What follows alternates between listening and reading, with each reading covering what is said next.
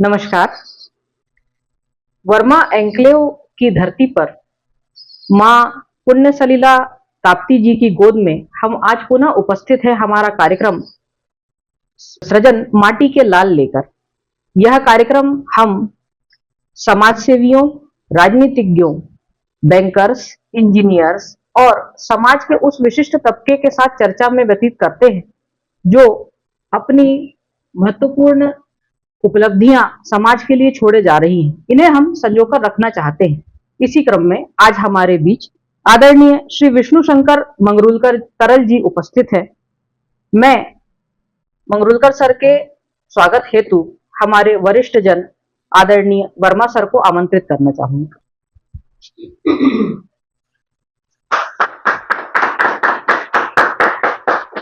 जय श्री राम। जय।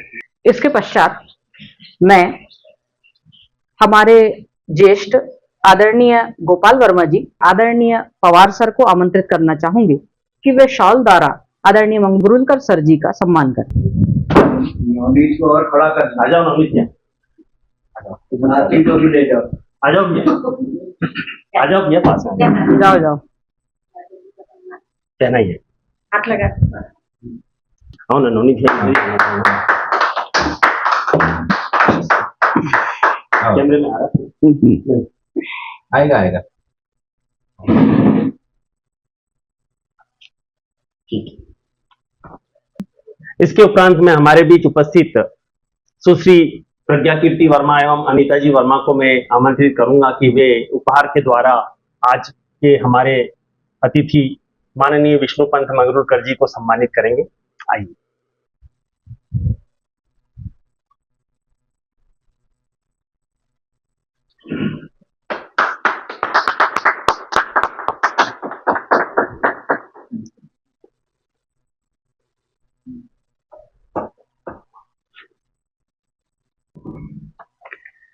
जैसा कि हमने बताया, आज सृजन की श्रृंखला में हमारे बीच आदरणीय विष्णु शंकर मंगरूलकर तरल जी उपस्थित हैं।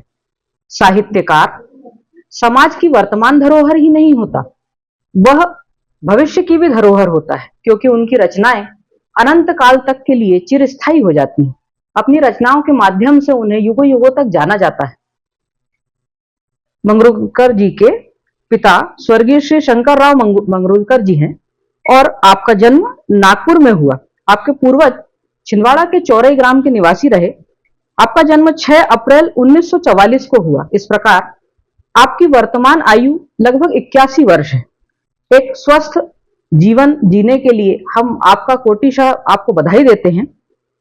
आप भारतीय स्टेट बैंक में सेवारत रहे और स्वैच्छिक सेवानिवृत्ति आपने ली, लेकिन आपने साहित्य सेवा से कभी भी सेवानिवृत्ति नहीं ली। साहित्य के सृजन में और साहित्य के अध्ययन अध्यापन में आप अभी भी अनवरत प्रयासरत हैं।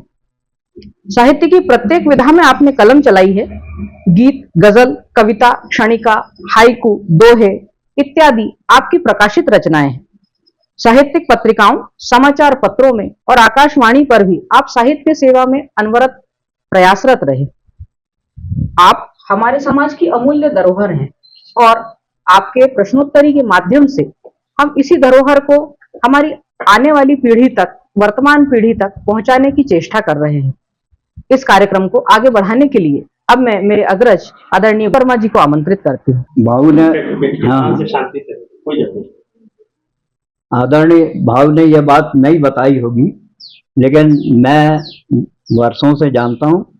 भाव जो है ये बीएड भी है। हाँ सर, ये उन्होंने जानकारी में दी है। हाँ, बीएड भी है और पांडुरना के एक प्रतिष्ठित स्कूल में, प्राइवेट स्कूल है, जहाँ अपनी सेवाएं उन्होंने बिल्कुल प्रदान की हैं। तो हमारे साथी हैं, वो पीएस गौर सर हैं, उनके साथ ही इन्होंने बीएड भी किया है। बीएड किया है, बीएससी इनका छिंदवाड़ा से हुआ। हाँ हाँ, तो ये है सर जानकारी। चलिए मैं उसके आगे आप लेता हूँ। बिल्कुल, बहुत बहुत धन्यवाद सर। तो लीजिए, आज हम विष्णु पंत मंगरूलकर जी के साथ आज की इस सभा में उपस्थित हैं। जैसा कि इनकी जन्म तिथि 6 अप्रैल 1944 नागपुर में जन्म हुआ। शिक्षा मैट्रिक तक चौरई में हुई। कॉलेज बीएससी छिंदवाड़ा से इन्होंने प्रारंभिक शिक्षण कार्य किया और तकरीबन एक मराठी जो स्कूल है वहां पहले 1 वर्ष तक सेवा दी और उसके उपरांत फिर पांडुर्ना में कुछ समय तक शिक्षण के कार्य में रत रहते हुए इन्होंने फिर बैंक में इन्होंने ज्वाइनिंग ली और मुल्ताई से स्वैच्छिक सेवानिवृत्ति इन्होंने 2001 में ली थी। 1972 में हिंदी साहित्य समिति का जो गठन हुआ था, जिसमें वर्तमान समय तक श्रीमान विष्णुपंत मंगरूलकर जी ने सक्रिय भूमिका निभाई। साहित्य में इन्होंने जो हिंदी साहित्य समिति की एक बुक निकली थी, स्वतंत्रता स्वर्ण जयंती वर्ष पर काव्यांजलि, इसके संपादक माननीय विष्णुपंत मंगरूलकर जी रहे हैं और ये तरल लिखते हैं, वाकई में इनकी तरलता सराहनीय है। इसके अलावा इनकी जो किताबें आई, एक किरण उजास की, कविताओं के रूपरंग, दर्पण बोलता है और गद्य शिल्प। इसके अलावा दादाजी के भजनों का संग्रह एक कैसेट में इनके द्वारा प्रकाशित करवाया गया था और माँ ताप्ती के भजनों पर जो इनके लिखे हुए भजन थे, जिसपे प्रसन्ना जोशी जी ने अपना स्वर दिया है, एक सीडी भी बनी है। हिंदी साहित्य समिति की सेवा हेतु जो मध्य प्रदेश के तत्कालीन राज्यपाल रामनरेश यादव जी थे, उनके द्वारा इन्हें पुरस्कृत भी किया गया है। मैं आज इनके जो समाज के लिए योगदान रहे हैं और ये कैसा मुल्ताई देखते थे और अभी क्या फील करते हैं, अब हम आपके विचार सुनेंगे आदरणीय मंगरूलकर जी। कैसा मुल्ताई फील करते हैं जी, बड़ा आश्चर्य लगता है जी। कि अचानक सपने जैसा लगता है क्या बात है। और क्या कहना चाहिए, क्या नहीं कहना चाहिए, ये इसी विचार में मन पड़ा रहता है और मन को आधारभूत जो भावना मिलती है जी, वो अक्षुण्य होती है, जी, अनगिनत होती है।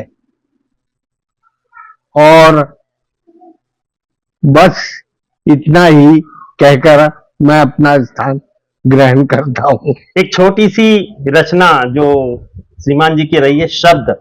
मैं शब्द रूप में आपके पास आऊंगा। आप में से कुछ लोग शब्द के अर्थ, कुछ लोग अर्थों में भाव ढूंढेंगे। शब्द से निर्मित विचारों को ही संवारेंगे, सजाएंगे। अर्थ या भाव प्रिय लगे तो सहलाएंगे। जीवन बनाने, आनंद मनाने, मन गुदगुदाने। ऐसी सुंदर सी रचना आपकी, बहुत संक्षिप्त में लेकिन मन को उद्गारों से भर देती है। सर, थोड़ा सा और बताइए, जब आप यहाँ मुल्ताई में आए तब मुल्ताई कैसा था? मुल्ताई तो बड़ा एक प्रकार से नीरस था जी, उसमें रस भरना मेरा काम था। क्या बात है, जो क्या बात है। मैंने किया जी, और करने के साथ साथ क्या कहना चाहिए, क्या नहीं कहना चाहिए, इसी उलझन में पड़ा रहता हूँ। दिन भर खड़ा रहता हूँ, बस ऐसा ही, ऐसा कुछ चलते रहता है। दिन में कुछ कह नहीं सकता। बहुत सुंदर कुछ बोला कह नहीं सर आपने, सकते बहुत हैं। सुंदर बोला। सर, ये बताइए कि आपका, क्योंकि आप कभी शिक्षक रहे हैं, उसके बाद आपने बैंक ज्वाइन किया जी, और बैंक ज्वाइन करने के बाद ये साहित्य की ओर रुझान कैसे हो गया? क्योंकि लंबे समय तक आपने साहित्य की सेवा की है, जिसके परिणाम स्वरूप आपको पुरस्कार भी मिला है। तो साहित्य में रुझान कैसे हुआ? थोड़ा हमारे युवा लोग जो आज हैं, जो नई पीढ़ी हमें दिखाई दे रही है, वो साहित्य में मेरे को तो पढ़ने में उत्सुक लगती ही नहीं, तो थोड़ा सा इस पे अपना प्रकाश डालें। परंतु ज्यादा आनंद आया कार्यक्रम करने में। जी। तो कार्यक्रम करने में जो आनंद आता था, वो आनंद चौगुना होता था एक प्रकार से। बहुत मैं झूठ बोलने में विश्वास कम रखता हूँ। ईश्वर साक्षी अपने बीच में अल्लाह भी हमेशा याद करता हूँ। और हमारे बीच में माटी के लाल सृजन कार्यक्रम के अंतर्गत हमारे आदरणीय और श्रद्धेय मंगलूरकर साहब आज उपस्थित हैं। और जैसे कि मेरे हाथ में इनकी एक कृति हाथ में आई है, ऐसी कई कृतियां हैं जो कि आपने उसको जन्म दिया है। और यहाँ मुल्ताई में एक जो साहित्य संस्कृत का जो वातावरण बना है वो आपके द्वारा निर्मित है सर। वाह वाह। जी, इसमें मतलब तालियों से इनका वो करें। और आपके कई कार्यक्रमों में आपने मुझे आमंत्रित भी किया क्या बात। और ये समझ लीजिए कि मेरा मान बढ़ाया, और मेरा मान नहीं, हम सबका मान बढ़ाया कि आप एक वट वृक्ष के मानिंद हैं और आपके छत्र छाया में ऐसे कई पौधे हम जैसे पनपे हैं क्या बात। और पल्लवित पुष्पित हुए हैं। आपकी जो उपलब्धियां हैं सब उसको गिनाया नहीं जा सकता जी। और आपने अगणित ऐसे ऐसे आपके उपलब्धियां आपको हासिल हुई है, और उन विषय में बात करना ये सूरज को दिए के समान उसको दिखाने के बराबर है सर। वाह वाह, जी हाँ। क्या बात है। आपकी एक रचना मेरे हाथ में आई है कि इश्क मोहब्बत प्यार की धार पे लिखा है, गम और दर्द की प्यारी मार पे लिखा है, आंसुओं से मिले सुकून पे लिखा है, पतंगे मानी निसार दिल पे लिखा है। उर्दू भी देखिए सब आपके जी। क्या बात है। और क्योंकि मैं भी इस प्रकार से लिखता रहा हूँ होशंगाबाद में कि अब आप पे लागू नहीं होगी, वो ऐसे लिखा जाती थी कि तुम्हारे गमज़दा हुस्न पर पहले कभी बहार न थी, वक्त का तकाजा है कि आज हर नगमे पर तेरा हुस्न मुस्कुराता है। क्या बात है, क्या बात है। ऐसी कुछ लिखा जाती थी, लेकिन मैंने अपनी लेखनी को बदला, तो बदलने में आपका ही इसमें आविर्भाव है साहब। क्या बात जी। और आपकी उपलब्धियों के विषय में आप जो हमारे जो श्रोता बैठे हैं उनको आप रोशनी से परिमार्जित करें। क्या बात है। आप अपने विषय में कुछ बताइए कि आने वाली पीढ़ी के लिए आप क्या संदेश देना चाहेंगे? मैं तो ये संदेश देना चाहूंगा कि कुछ न कुछ व्यक्ति ने जीवन में करते रहना चाहिए। कुछ न कुछ व्यक्ति ने जीवन में करते रहना चाहिए। जी।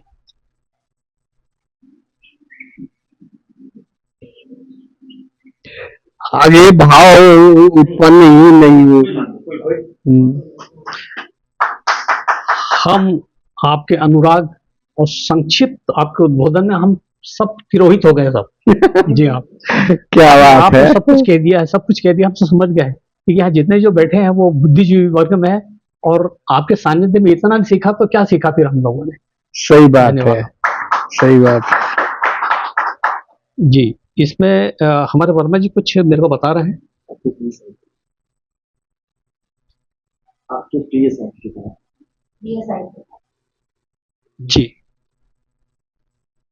ये भविष्य में साहित्य को जीवित रखने के लिए आपके प्रिय साहित्यकार कौन?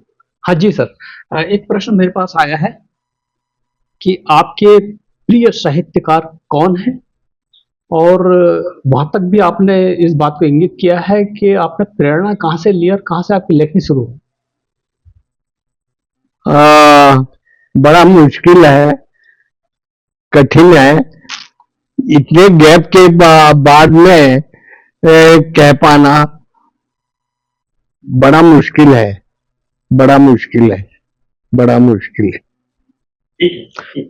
इस लंबी यात्रा को आपने मतलब उसको धुआ है, मतलब दूधा है, और उससे अनुपान हम लोगों ने किया है। जी।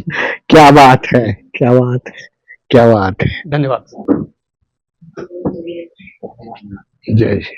हमारे आदरणीय सर का आज माटी के लाल में स्वागत है। हम इनसे कुछ जानना चाहेंगे। भविष्य में साहित्य को जीवित रखने के लिए आपके क्या विचार है?